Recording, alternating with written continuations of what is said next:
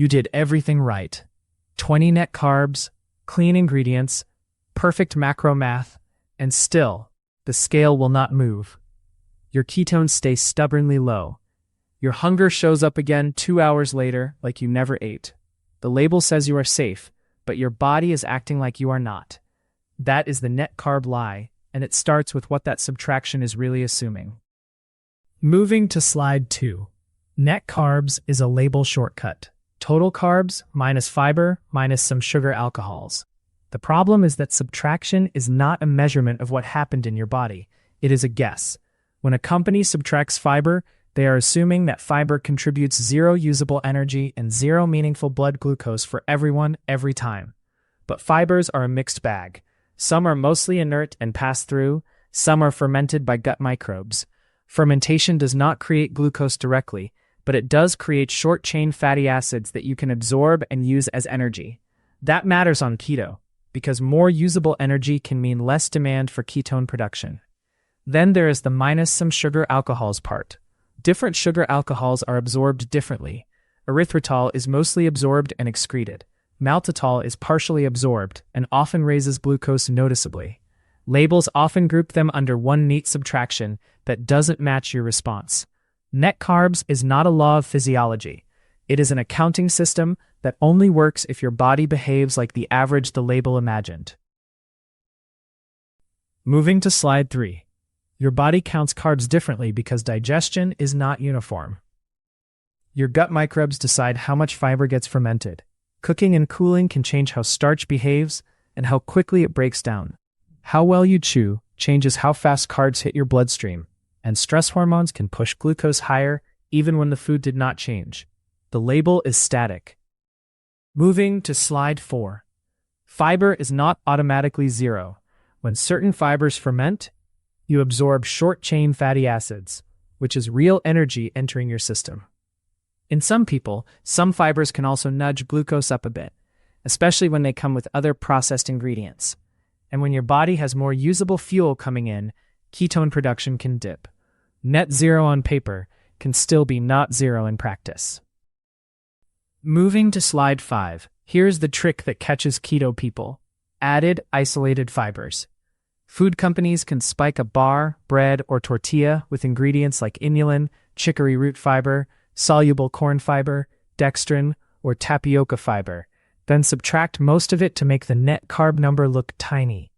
Isolated fibers are not the same as fiber inside whole foods. They hit your gut fast, in a big dose, and they ferment differently. Inulin and chicory root are famous for gas, bloating, cramping, and urgent bathroom trips because they are highly fermentable for many people.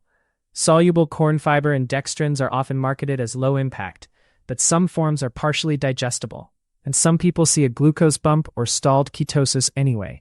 Tapioca fiber is especially confusing because it can be processed in ways that leave digestible starch behind, yet it may still be labeled like a mostly non-digestible fiber. Your best defense is simple.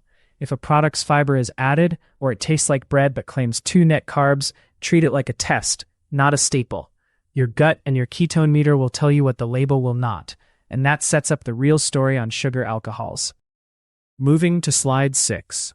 Sugar alcohols are not all the same, and labels often pretend they are. Maltitol is the big one.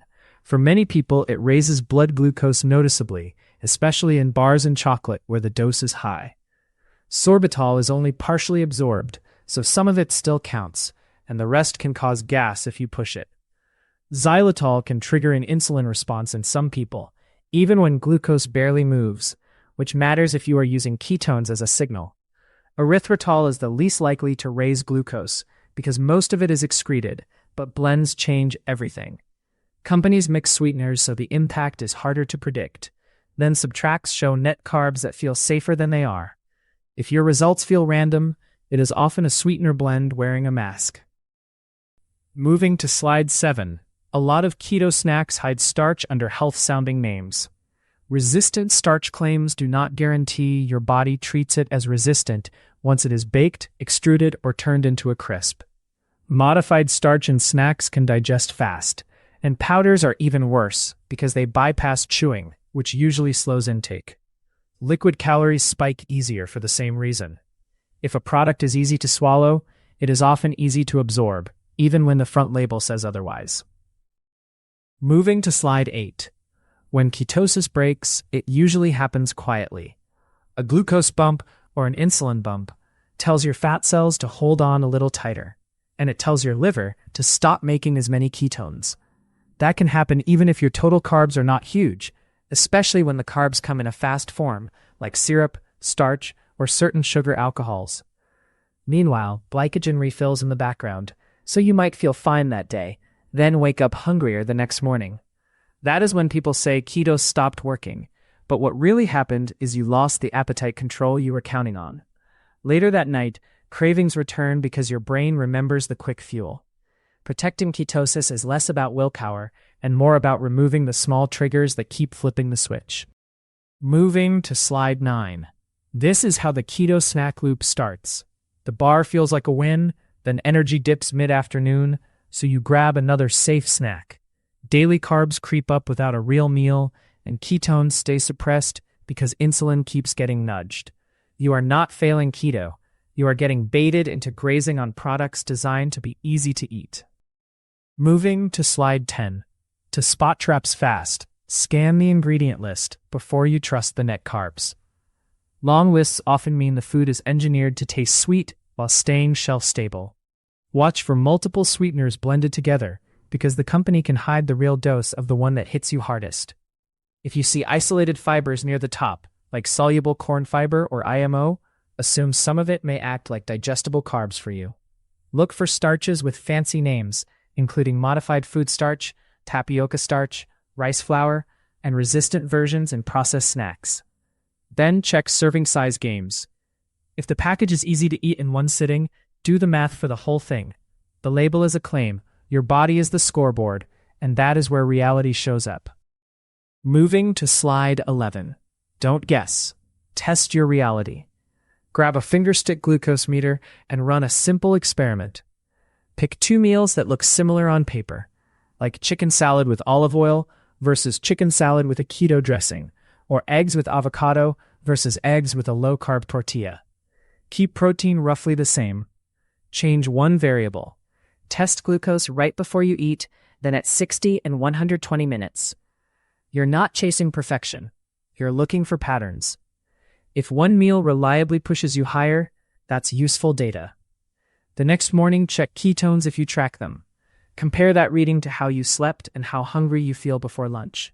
Write it down. Energy, cravings, and sleep fragmentation are often the first signs your plan is drifting, even when macros look fine. Repeat the same comparison on 2 different days because stress, poor sleep, and workouts can move numbers. When your results line up across repeats, you stop dieting by ideology and start eating by evidence. That's how you build a calm, dependable baseline. Moving to slide 12. A safer keto baseline is boring food done well. Anchor meals around single-ingredient proteins like eggs, beef, chicken, fish, or tofu because they're predictable and they help with satiety. Add non-starchy vegetables for volume and micronutrients like leafy greens, broccoli, zucchini, peppers, mushrooms. Then use whole food fats to meet energy needs, not to force macros, like olive oil, avocado, butter, cheese, nuts, and seeds. Keep salt and hydration consistent, especially in the first weeks, since lower insulin increases sodium loss. Many keto problems are really low sodium plus low fluid. And limit keto replacement foods. Bars, breads, and sweeteners can be easy to overeat and harder to predict. When your baseline is simple and steady, labels become tools instead of traps. Moving to slide 13. Use labels without losing. Sometimes count total carbs, not just net, to see what your body does in real life. Be cautious with maltitol. It can raise glucose for many people.